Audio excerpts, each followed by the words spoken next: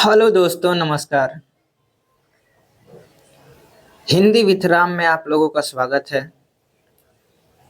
जैसा कि हम लोगों ने कल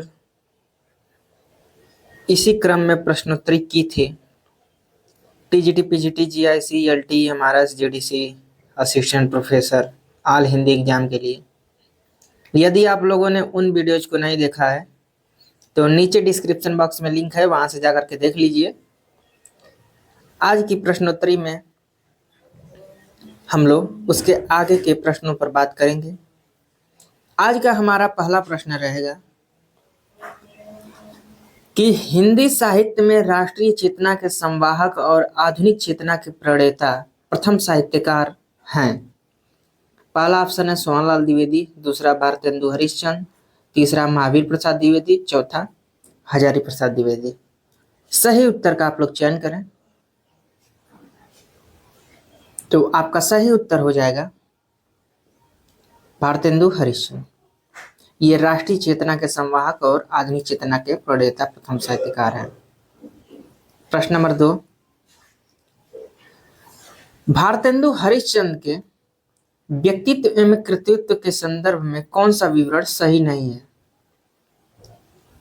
और आपके सामने देखिए 4 ऑप्शन दिए गए हैं, आप लोग सही उत्तर का चयन करिए।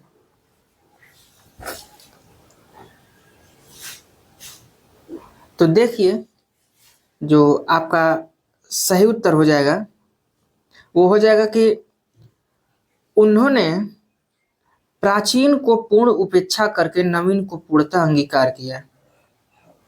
ऐसा नहीं है, वो प्राचीन की उपेक्षा नहीं किए हैं, प्राचीन को भी स्वीकार किए हैं। ठीक है, तो ये स्टेटमेंट इनके बारे में सही नहीं है, इसलिए ये आपका ऑप्शन सही हो जाएगा। बाकी वे साहित्यानुरागी और कोमल हृदय व्यक्ति थे। उन्होंने वैष्णव धर्म के प्रचारार्थ तदी समाज की स्थापना की। उनका साहित्यिक कार्य गद्य पद्य की अनेक विधाओं तक फैला हुआ था। ठीक है, ये तीनों स्टेटमेंट सही है। अगला प्रश्न, प्रश्न नंबर 3, निम्नलिखित में से कौन सी रचना ठाकुर जगमोहन सिंह की नहीं है? आपको बताना है। प्रेम संपत्ति लता, श्यामा लता, श्यामा सरोजनी, प्रेम प्रलाप।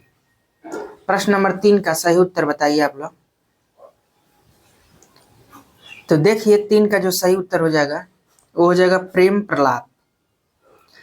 प्रेम प्रलाप जो रचना है वो ठाकुर जगमोहन सिंह की नहीं है, ये भारतेंदु हरिश्चंद्र की है। ठीक है, अगला प्रश्न, प्रश्न नंबर 4, लाश किस भाषा का शब्द है? फारसी, पुर्तगाली, अरबी, तुर्की। सही उत्तर का आप लोग चयन करें। दोस्तों, यदि प्रश्नोत्तरी हमारी अच्छी लग रही हो तो please like, share, subscribe, comment. तो प्रश्न नंबर 4 का जो आपका सही उत्तर हो जाएगा वो हो जाएगा तुर्की भाषा। लाश जो है वो तुर्की भाषा का शब्द है। ठीक है, देखिए टीजीटी पीजीटी में ज्यादातर भाषा मतलब किस भाषा से कौन सा शब्द लिया गया है, ऐसे प्रश्न 1-2 आ जाते हैं, तो आप लोग इस पर जरूर ध्यान दें, आपके लिए हेल्पफुल होगा। अगला प्रश्न है कि बिहारी बिहार नामक ग्रंथ के रचयिता हैं, और आपके सामने ऑप्शन है काशीनाथ सिंह, बिहारी, पंडित अंबिका दत्त व्यास, राधाचरण गोस्वामी। प्रश्न नंबर 5 का सही उत्तर बताइए। तो आपका सही उत्तर हो जाएगा Ambika Datt Vyas. C option is right. इन्होंने ही बिहारी बिहार नामक ग्रंथ की रचना की। अगला प्रश्न, भारतेंदु युग का कौन सा कवि पुष्टि मार्ग में दीक्षित था? ऑप्शन है बालकृष्ण भट्ट, भारतेंदु हरिश्चंद्र, प्रेमगन, प्रताप नारायण मिश्र। सही उत्तर का आप लोग चयन करिए, ये बढ़िया प्रश्न है, इंपॉर्टेंट है। तो देखिए आपका जो सही उत्तर हो जाएगा वो हो जाएगा भारतेंदु हरिश्चंद्र। यही वल्लभ संप्रदाय के पुष्टि मार्ग में दीक्षित है। ठीक है, तो ये चीज आप लोग ध्यान दीजिए। अगला प्रश्न, प्रश्न नंबर 7, कविता के लिए खड़ी बोली के पक्ष में आंदोलन की शुरुआत किसने की? प्रेमघन ने, भारतेंदु ने, जगन्नाथ दास रत्नाकर ने, अयोध्या प्रसाद खत्री ने? प्रश्न नंबर 7 का सही उत्तर बताइए। तो देखिए, जो खड़ी बोली के पक्ष में आंदोलन किए थे कविता के लिए, वो आपके खत्री जी थे, अयोध्या प्रसाद खत्री। इसलिए आपका डी ऑप्शन सही हो जाएगा। आप लोग जरूर काउंट करिए कि आपका कितने प्रश्न सही हो रहे हैं। बाकी देखिए, प्रश्न सभी इंपॉर्टेंट है। अगला प्रश्न है, कौन सी रचना श्रीधर पाठक की नहीं है? आपके सामने ऑप्शन है, जगत सच्चाई सार, कश्मीर सुषमा, भारत गीत, गंगा अवतरण। सही उत्तर बताने का प्रयास करें। तो आपका सही उत्तर हो जाएगा गंगा अवतरण। बाकी देखिए, ये तीनों रचनाएं तो इन्हीं की हैं, श्रीधर पाठक की। नहीं पूछा है तो गंगा अवतरण हो जाएगा, क्योंकि गंगा अवतरण जो है वो जगन्नाथ दास रत्नाकर ने लिखा है। ठीक है, जगन्नाथ दास रत्नाकर। और एक बात ये है कि इनको मतलब ये रचना कब लिखे थे? तो गंगा अवतरण जब लिखी गई थी तो वो 1927 ईस्वी में। अगला प्रश्न है, प्रश्न नंबर 9,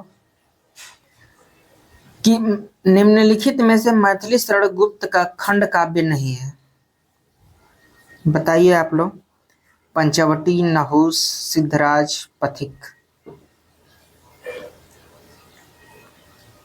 तो आपका सही उत्तर हो जाएगा पथिक। देखिए, पथिक जो है वो राम नरेश त्रिपाठी का रचना है।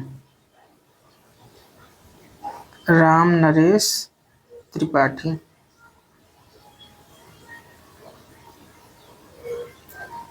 इन्होंने पथिक खंड काव्य लिखा और 1920 ईस्वी में लिखा।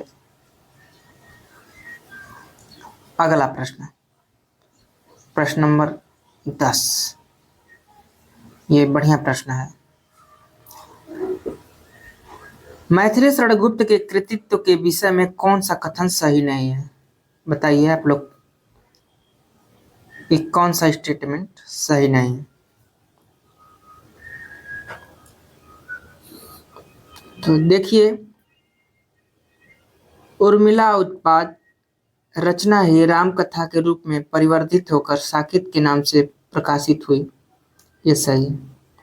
उर्मिला, यशोधरा, विष्णुप्रिया आदि उनकी अपूर्व चरित्र सृष्टियां हैं, ये भी सही।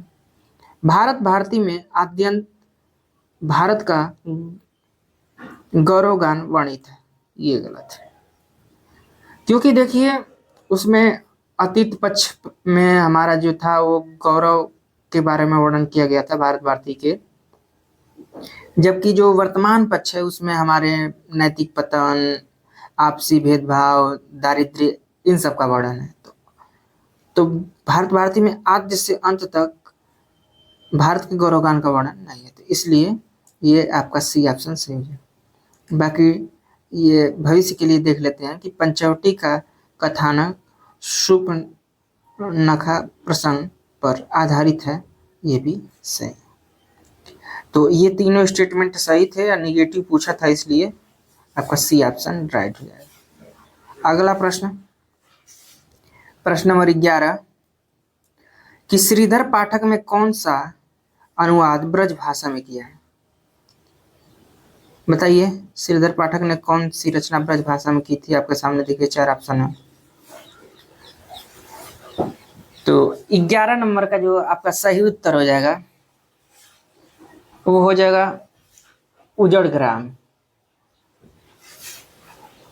जो उजड़ ग्राम है इसकी रचना इन्होंने ब्रज भाषा में किया था, अनुवाद किए थे, रचना किया था 1889 में अनुवाद किए थे। अनुवाद किसका किए थे? तो गोल्ड स्मिथ की एक रचना थी डेजर्टेड विलेज, उसी का ये ब्रज भाषा में अनुवाद किए थे। गोल्ड स्मिथ की रचना डेजर्टेड विलेज, डेजर्टेड विलेज। अगला प्रश्न देखते हैं, प्रश्न नंबर 12। मैथिली शरण गुप्त के साहित्यिक गुरु कौन थे? रामचंद्र शुक्ल, भारतेंदु हरिश्चंद्र, पंडित महावीर प्रसाद द्विवेदी, पंडित प्रताप नारायण मिश्र। 12 नंबर का आप लोग सही उत्तर बताने का प्रयास करिए। तो देखिए आपका जो सही उत्तर हो जाएगा वो हो जाएगा महावीर प्रसाद द्विवेदी। अगला प्रश्न,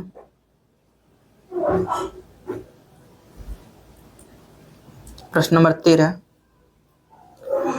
प्रेम शतक के रचनाकार हैं जगन्नाथ दास रत्नाकर, दुलारे लाल भार्गव, वियोगी हरि, अंबिका दत्त व्यास।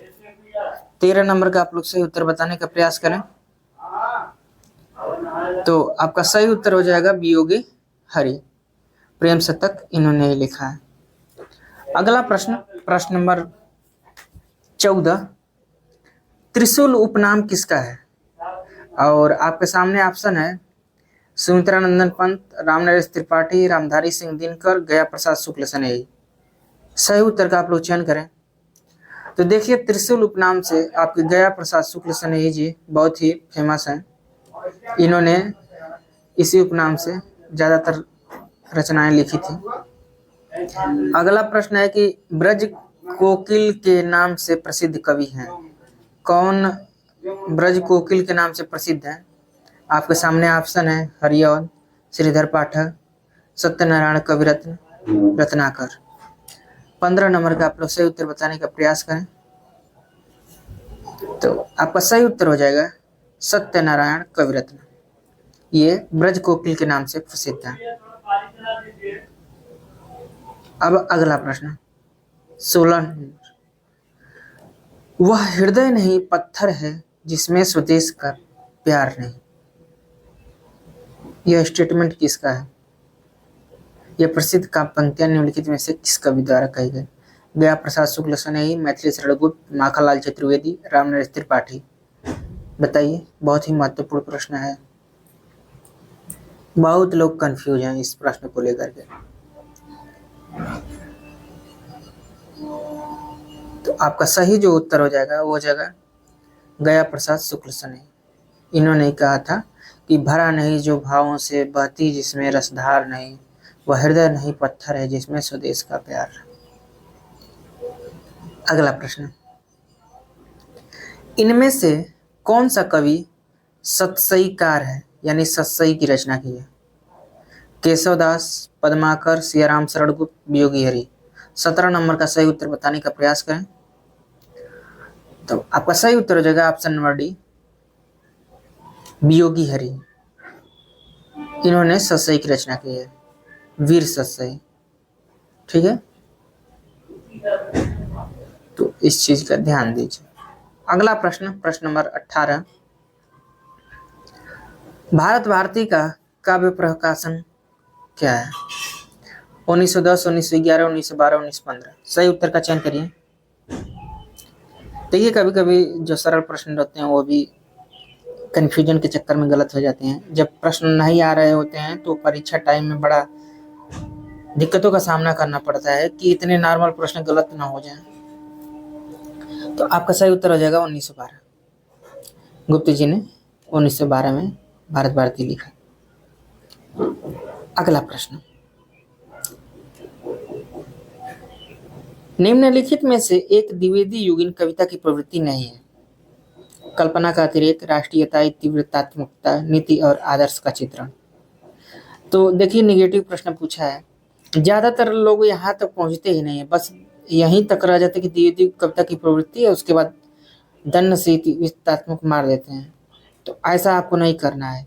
ये आपका जो सही उत्तर हो जाएगा वो कल्पना का अतिरेक, द्विवेदी युग में प्रवृत्ति नहीं थी और सभी सही है। 20 नंबर प्रश्न देखते हैं।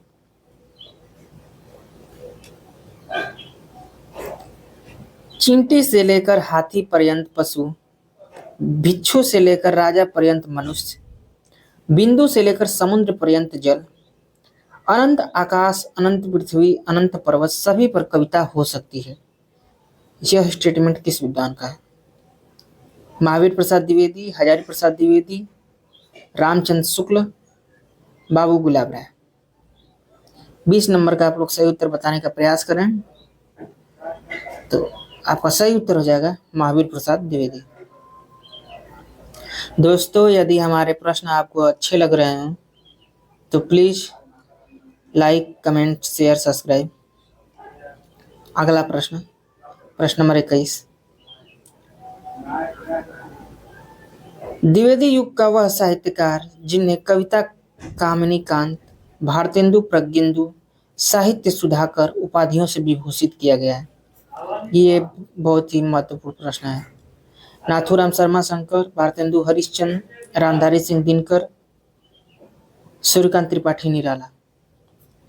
21 का सही उत्तर बताने का प्रयास करिए तो आपका सही उत्तर हो जाएगा नाथूराम शर्मा शंकर।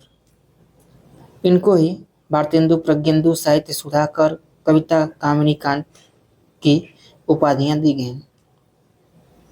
अगला प्रश्न, प्रश्न नंबर 22। द्विवेदी युग की कविता है उपदेशात्मक और तीव्रतात्मक, प्रकृति चित्रात्मक, नवजागरण परक, नारी चेतनात्मक। 22 नंबर का आपका सही उत्तर हो जाएगा उपदेशात्मक एवं तीव्रतात्मक। अगला प्रश्न, प्रश्न नंबर 23। राम की शक्ति पूजा कविता मूलतः किस संकलन में है? गीतिका, परिमल, आराधना, अनामिका। 23 नंबर का आप लोग सही उत्तर बताने का प्रयास करें तो आपका सही उत्तर हो जाएगा अनामिका संग्रह में है राम की शक्ति पूजा। अगला प्रश्न, प्रश्न नंबर 24। निम्नलिखित में से मतलब रामधारी सिंह दिनकर की किस कृति को आधुनिक युग की गीता कहा जाता है? रेणुका, हुंकार, कुरुक्षेत्र, उर्वशी। सही उत्तर का आप लोग चयन करें तो 24 नंबर का जो आपका सही उत्तर हो जाएगा वो कुरुक्षेत्र हो जाएगा। इसको आधुनिक युग की गीता कहा जाता है। अगला प्रश्न, दिनकर की काव्य कृति रश्मि रथी में रश्मि रथी कौन है?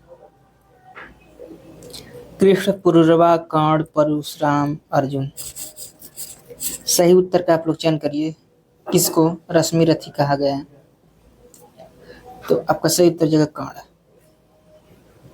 अगला प्रश्न, प्रश्न नंबर 26। भारतीय इतिहास में जल प्लावन की घटना का उल्लेख किस ग्रंथ में मिलता है? शतपथ ब्राह्मण के 8वें अध्याय में, शतपथ ब्राह्मण के 18वें अध्याय में, छंदोगी उपनिषद के 8वें अध्याय में, ऋग्वेद के 8वें अध्याय में। सही उत्तर का आप लोग चयन करें तो 26 नंबर का आपको जो सही उत्तर हो जाएगा शतपथ ब्राह्मण के 8वें अध्याय में जल प्लावन की घटना का उल्लेख मिलता है। अगला प्रश्न, फूल नहीं रंग बोलते हैं किसका कविता संग्रह है? राधेव राघव, सुमन, नागार्जुन, केदारनाथ अग्रवाल। 27 नंबर का आप लोग सही उत्तर बताइए। देखिए आपका सही उत्तर हो जाएगा केदारनाथ अग्रवाल। इनकी जो कविता है, कविता संग्रह फूल नहीं रंग बोलते हैं। अगला प्रश्न, 28 नंबर कि नागार्जुन का वास्तविक नाम क्या था? बलदेव प्रसाद मिश्र, वैद्यनाथ मिश्र, बैजू मिश्र, नामदेव मिश्र। तो 28 का जो आपका सही उत्तर हो जाएगा वो हो जाएगा वैद्यनाथ मिश्र। अगला प्रश्न, प्रश्न नंबर 29। प्रयोगवादी काव्य धारा में कुछ ऐसे कवि भी हैं जो विचारों में समाजवादी हैं और संस्कारों से व्यक्तिवादी, जैसे शमशेर बहादुर सिंह, नरेश मेहता, मुक्तिबोध अज्ञे, त्रिलोचन, भवानी प्रसाद मिश्र, रांगे राघव, धर्मवीर भारती। सही उत्तर का आप लोग चयन करें। 29 नंबर का सही उत्तर क्या होगा? तो 29 नंबर का जो आपका सही उत्तर हो जाएगा वो हो जाएगा शमशेर बहादुर सिंह और नरेश मेहता। अगला प्रश्न 30 नंबर कि इनमें से कुंवर नारायण का काव्य संग्रह है। कौन सा काव्य संग्रह कुंवर नारायण जी का है? मछली घर, धूप के धान, उत्सवा, हाशिए का गवाह। तो आपका जो सही उत्तर हो जाएगा वो हो जाएगा हाशिए का गवाह। ये कुंवर नारायण का काव्य संग्रह है। बाकी देखिए जो मछली घर है वो शाही जी का है, विजय देव नारायण शाही। उसके बाद धूप के धान आप जानते ही हैं, माथुर जी का, गिरिजा कुमार माथुर। उत्सवा, उत्सवा नरेश मेहता का है। तो ये चीजें आप लोग ध्यान दीजिए, ये मान लीजिए भविष्य के लिए, ताकि अगर कोई प्रश्न बनता है तो आप सही कर सकें। और दोस्तों ये आज का अंतिम प्रश्न है कि तार सप्तक में कौन सा कवि सम्मिलित नहीं है? भारत भूषण अग्रवाल, मुक्तिबोध, नेमीचंद जैन, रघुवीर शाह। 31 नंबर का सही उत्तर बताने का प्रयास करें। तो आपका जो सही उत्तर हो जाएगा वो हो जाएगा रघुवीर शाह। देखिए इस प्रश्न को लेकर के बड़ा लोग कंफ्यूज रहते हैं कि तार सप्तक में तो सब लोग शामिल थे, 4 तार सप्तक आया था। तो देखिए जो पहला तार सप्तक आया था ना, उसका नाम ही था तार सप्तक। उसमें प्रथम तार सप्तक जैसा कुछ नाम नहीं था, जो दूसरा आया उसमें द्वितीय तार सप्तक था। तो एक प्रश्न ये भी बनता है कि निम्नलिखित में से कौन सा तार सप्तक सही है, और प्रथम तार सप्तक एक नाम दे देता है। तो देखिए वो प्रथम तार सप्तक नहीं था, उसका नाम था तार सप्तक। तो इसलिए जो पहले में जो लोग शामिल थे वो 7 कवि थे, और उसके अलावा जो भी नाम रहेगा वो आपका गलत हो जाएगा। तो इसलिए आपका डी ऑप्शन गलत हो जाएगा। तो दोस्तों यहाँ तक देखने के लिए आप लोगों का बहुत धन्यवाद। हम लोग फिर इसके आगे की प्रश्नोत्तरी में मिलेंगे, तो आप लोग हमारे साथ जुड़े रहिए। नमस्कार।